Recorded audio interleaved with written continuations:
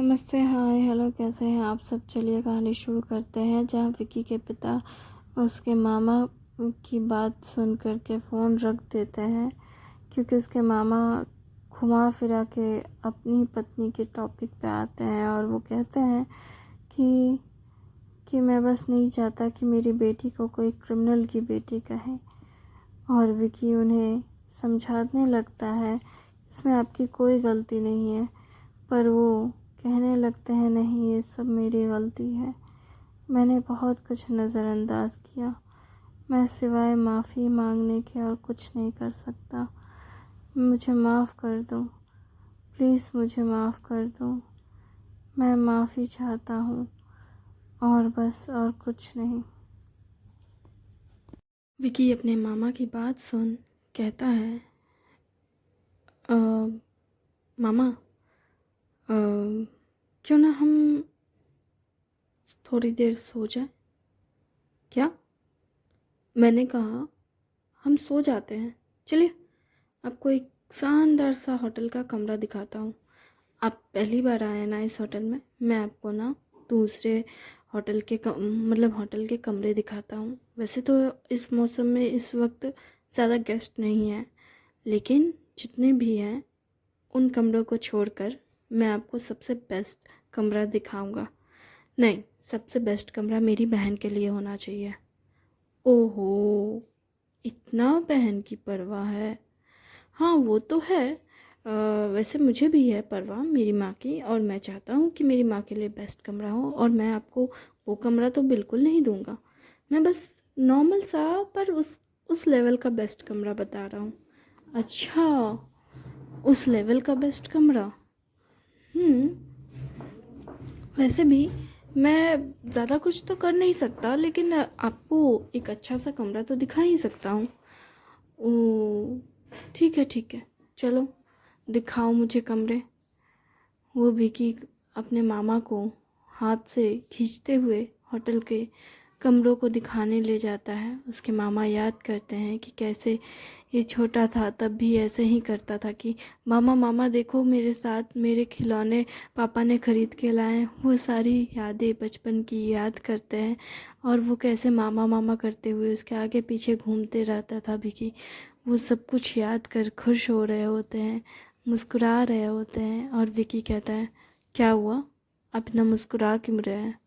जिस पर उसके मामा कहते हैं, कुछ नहीं, बस कुछ याद आ गया। ऐसा भी क्या याद आ गया जो आप इतना मुस्कुरा रहे हैं? देखा जाए तो मुझे सोने की ज़रूरत है।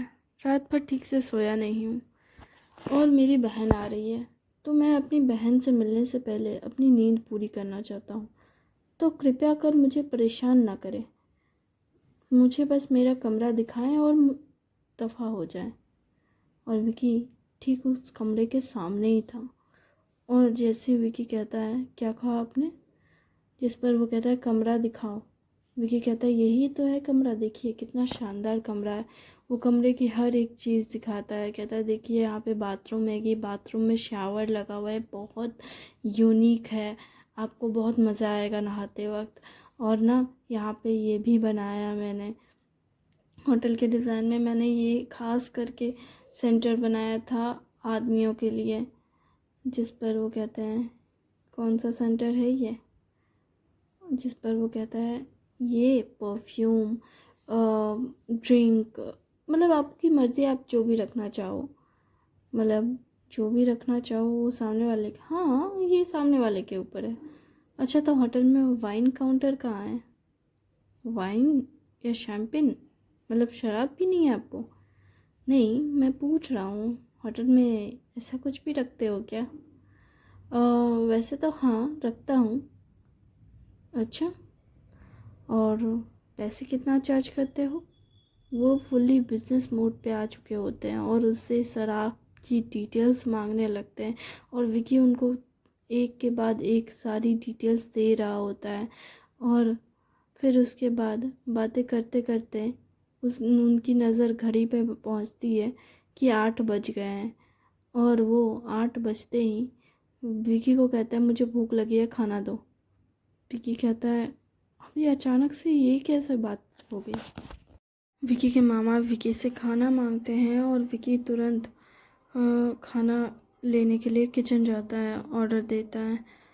जिसमें जब वो किचन जाता है ऑर्डर देने के लिए तो सैफ कहता है आप तो रूम से कॉल करके मुझे बता सकते थे।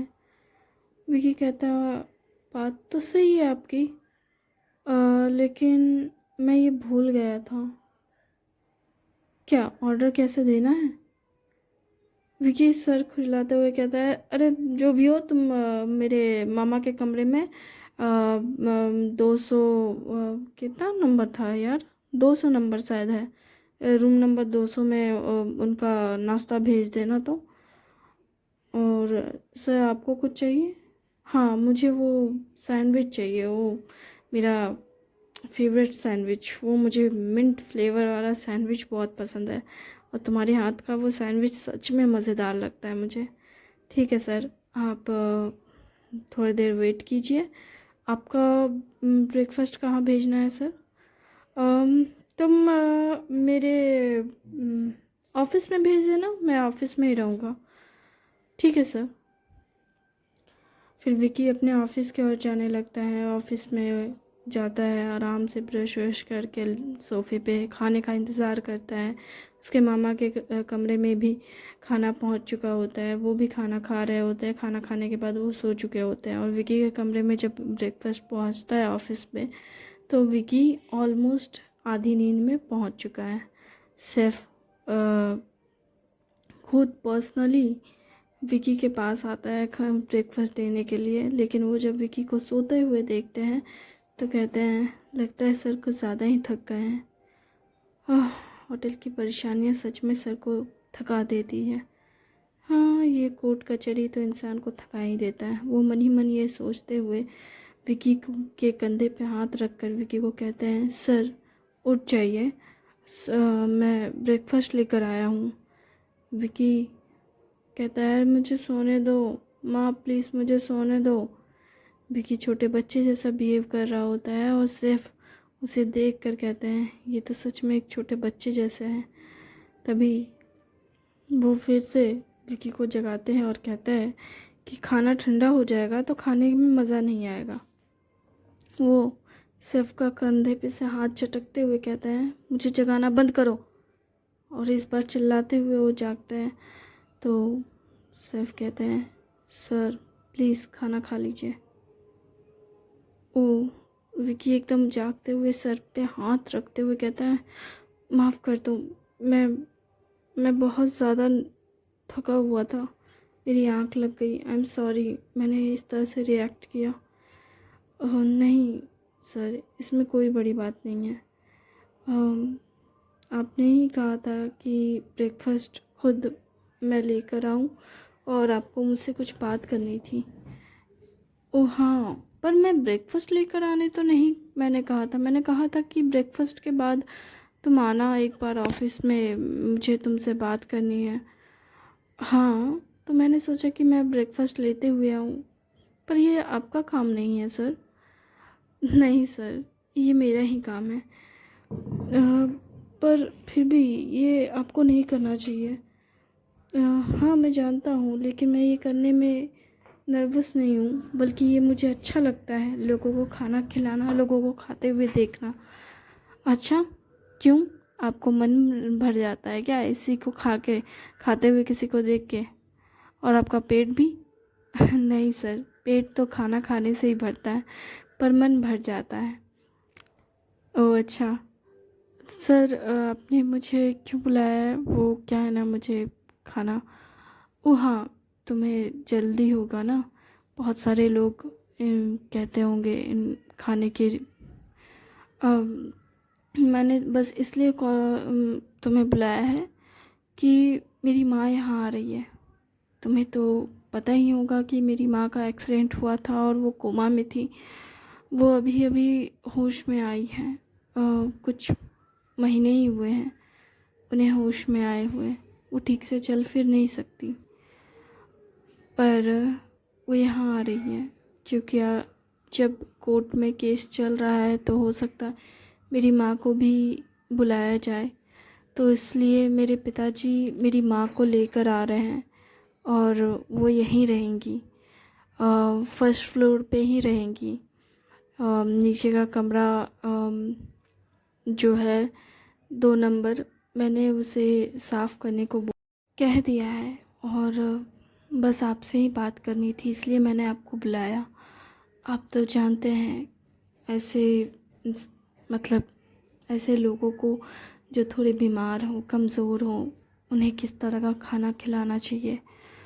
आप तो जानते हैं कि होटल रेस्टोरेंट में नॉर्मली शेफ़ अक्सर बहुत ऑयली फूड्स बनाते हैं। मैं नहीं चाहता कि मैं समझ गया सर, आप चाहते हैं कि आपकी माँ को सिंपल घरेलू खाना मिले जो उनके सेहत के लिए अच्छा हो। वैसे डॉक्टर ने पर्टिकुलरली कुछ कहा है खाने पीने को लेके? ये तो मेरे फादर आएंगे तो वो बता देंगे कि खाने पीने में किस तरह का रिस्ट्रिक्शन लगाया गया है या क्या सही है। जहाँ तक मुझे लगता है कि उनके ब्रेन की सर्जरी हुई है, तो मुझे लगता है उनको हार्ड चीज़ें चबाने से मना किया गया होगा। तो इसलिए बेसिकली कोई भी कड़ा खाना जो इसमें ज़्यादा ताकत लगाने पड़े, ऐसे खाने को अवॉइड कीजिएगा बनाने में। उनके प्लेट में सर्व करने से पहले एक बार देख लीजिएगा और जितना हो सके लाइट वेट खाना हो, सिंपल, जैसे दाल चावल जैसे खाने जो हम लोग घर पे नॉर्मली खाते हैं, दलिया, ओट्स, इस तरह के। मैं समझ गया सर, और कुछ बाकी और कुछ नहीं है। बाकी माँ पिताजी आएंगे तो वो आपको बता देंगे कि खाने में क्या रिस्ट्रिक्शन और है। मैं बस इसलिए आपको मैंने बुलाया क्योंकि ये शायद आपके लिए बहुत मुश्किल होगा। नहीं सर, ये बिल्कुल भी मुश्किल नहीं होगा। हम सेफ हैं, हमारा काम ही है एक बेहतरीन और डिलीशियस खाना बनाना जो लोगों के मन को भाए। और वो खाना सिंपल भी हो सकता है, क्लासी भी हो सकता है। इसलिए ये इम्पॉर्टेंट नहीं है कि खाना कैसा है, इम्पॉर्टेंट ये है कि जो खा रहा है उसके मन को वो भा रहा है या नहीं। और आपके माँ को यकीनन मेरे हाथ का खाना पसंद आएगा और मुझे उम्मीद है कि मैं उनके लिए बहुत ही सिंपल और डिलीशियस खाना बना सकूं। सच कहूं तो मुझे लगता है कि ये मेरे लिए एक चैलेंजिंग होगा, एक सिंपल खाना और डिलीशियस भी खाना एक साथ। वैसे तो घर का खाना हमेशा सिंपल और डिलीशियस होता ही है, लेकिन एक शेफ़ होने के नाते मैंने बहुत सारे तरह के खाने सीखे हैं, चाइनीज़, जापानीज़, कोरियन, अलग अलग तरह के खाने मैंने सीखे हैं और मैंने इंडियन। लेकिन अब मुझे उन सब के हिसाब से मतलब एक बेहतरीन खाना, ये थोड़ा मुश्किल है और थोड़ा आसान भी, क्योंकि मैं उन्हें एक ही टाइम पे इम्प्रेस भी करना चाहता हूँ और दूसरे टाइम पे अपने खाने का स्वाद भी चखाना चाहता हूँ। तो क्या तुम सच में ये करना चाहते हैं?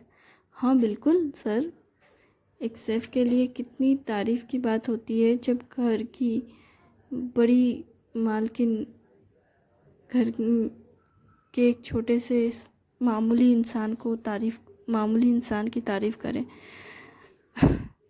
ये तुम क्या कह रहे हो?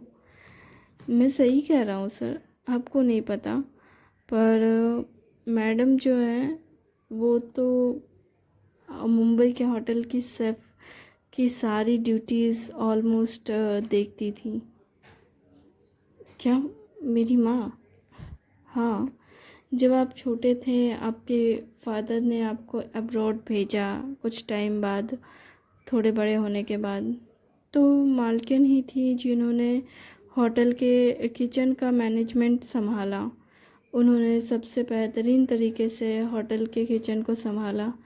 आपको तो पता ही होगा कि वो अक्सर सर्वे करने आती है किचन को, कि किचन में कॉकरोच चूहे तो नहीं है, गंदगी तो कहीं मची नहीं है। लोग रसोई बर्तन इधर उधर तो बिखरा के नहीं रखे हैं, कोई बर्तन मिसिंग तो नहीं है, या किसी तरह के खाने पीने की प्लेट को ठीक से सर्व किया जा रहा है या नहीं, कोई बदतमीज़ तो नहीं है या बदतमीज़ी तो नहीं हो रही है हमारे होटल में। वो सब कुछ वही तो देखती थी। उनकी आंखें बहुत तेज़ थी और उनका टेस्ट बड ओह लाजवाब था। मैं तो मैं तो उस वक्त जूनियर था जब मैं होटल में सीखने के लिए आया था, और मैं बड़े शेफ़ के नीचे काम करता था। तो जो मुंबई के बड़े शेफ़ जो थे ना, क्या नाम था, रंजीत रंजीत सर, वो इतना अच्छा खाना बनाते थे ना।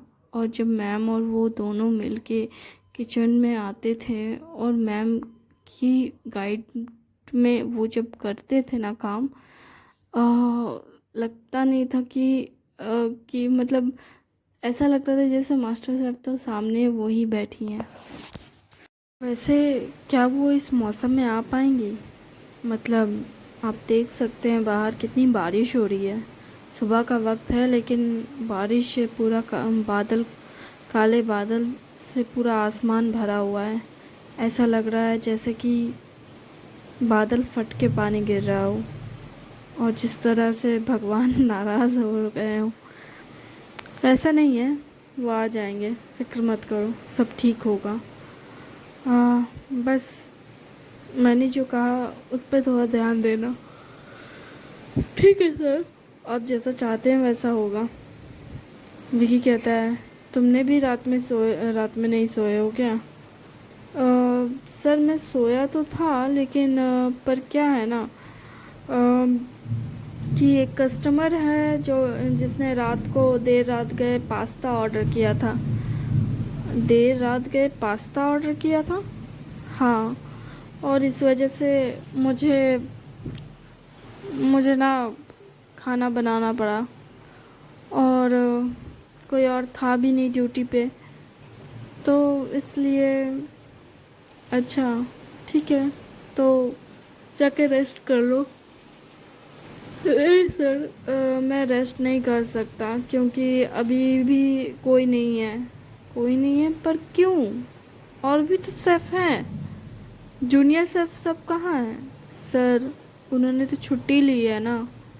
सिर्फ एक ही है असिस्टेंट जो मुझे असिस्ट कर रहा है, और अभी मैं उसी के भरोसे से रसोई छोड़ कर आया हूँ क्योंकि आपने मुझे बुलाया था। ओ तो तुम जाओ जाओ जाओ, अपना काम करो। मैं तुम्हें परेशान नहीं करूँगा, जाओ। विकी की बातें सुनो कहता है, ठीक है सर, मैं चलता हूँ, अच्छे से एंजॉय कीजिएगा अपना मील। Okay bye. और फिर वो उठता है सोफे पे से और खिड़की के पास जाके खड़ा हो जाता है और बारिश को देख रहा होता है। सच में सुबह सुबह तूफ़ान आ गया। ऐसा लगता है जैसे भगवान भी किसी बात से नाराज़ हो। ओह मैं कैसे ऐसी बातें सोच रहा हूँ, मुझे तो गूज़बम्प आ रहे हैं। ओह गॉड, नहीं नहीं, मैं इतना ज़्यादा खुद को परेशान नहीं कर सकता। बादल की गरजने की आवाज़ जैसे उसके दिल को ठहरने के लिए, थमने के लिए कह रही हो कि अब बस रुक जाओ। और विकी ऐसा ही फील कर रहा होता है, उससे तो गूज़बम्प आ रहे होते हैं। और इसी तरह वो खिड़की के पास से हटते हुए सोफे पे आके बैठता है और सैंडविच के मज़े लेने लगता है और कहता है यम यम खाते हुए कि सच में ये तो सैंडविच सच में डिलीशियस है। उसके हाथों में जादू है, शेफ़ के हाथों में। मज़ा ही आ गया। मेरा टेस्टी सैंडविच, उफ। ये कहकर वो सैंडविच खाने लगता है और खाते हुए बादल के गरजने हुए आवाज़ें और बारिश के मौसम की बारिश को महसूस करते हुए वो बस देख रहा होता है खिड़की से बाहर, और बस सोच रहा होता है कि मम्मी पापा कैसे आएंगे। और ये सोचते हुए वो खाना ख़त्म करता है और खाना ख़त्म होते ही वो पहले हाथ धोते हैं और हाथ